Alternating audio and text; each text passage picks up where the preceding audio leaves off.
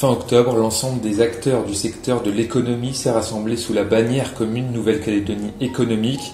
Face à une situation économique dégradée en raison du blocage de la reprise de l'usine Vallée, les membres de NC-ECO ont demandé ce vendredi l'arrêt immédiat des blocages et le respect des fondamentaux.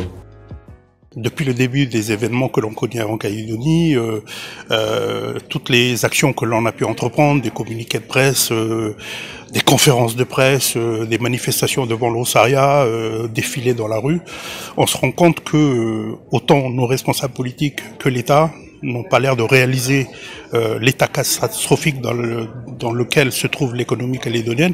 Et aujourd'hui, nous voulons passer à un autre cap à travers une campagne de communication pour sensibiliser l'opinion publique.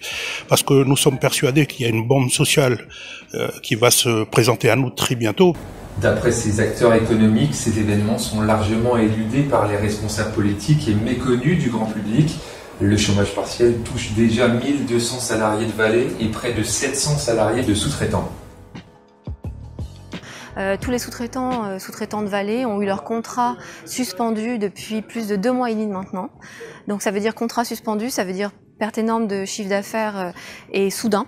Et qu'il faut qu'on se retourne avec le personnel qu'on a pour pouvoir les occuper ailleurs, pour être prêt à redémarrer en cas de besoin par le client. Vallée NC et la SLN représentent plus de 100 milliards de retombées économiques pour le pays et un soutien à de nombreux projets de développement local. On parle plus de crise, là, on est dans le cataclysme. Parce que le nickel, c'est quand même l'activité principale de la Calédonie. On était dans une économie déjà en berne avec le problème de la pandémie mondiale qui a quand même affecté tout un pan de l'économie. Et là, maintenant, c'est le pan principal de l'économie qui est le nickel. Et nous, sous-traitants, on est en première ligne, mais derrière tout suit. C'est-à-dire tous les fournisseurs, tous les prestataires. Et comme je l'expliquais aussi, l'entreprise, c'est la seule entité créatrice de valeur dans notre système économique. Et que quand l'entreprise ne fonctionne pas, les entreprises ne fonctionnent pas, la valeur n'est pas générée, donc les charges CAFAT ne sont pas payées, les impôts ne sont pas payés. Donc à très court terme, c'est non seulement les salariés qui payent, les employeurs, mais également les fonctionnaires, en gros toute la fonction publique et les élus. En effet, la CAFAT semble dans l'impossibilité de verser le chômage partiel pour les 2100 salariés concernés. Elle a donc demandé une aide de 600 millions au gouvernement qui est lui-même incapable de boucler son propre budget.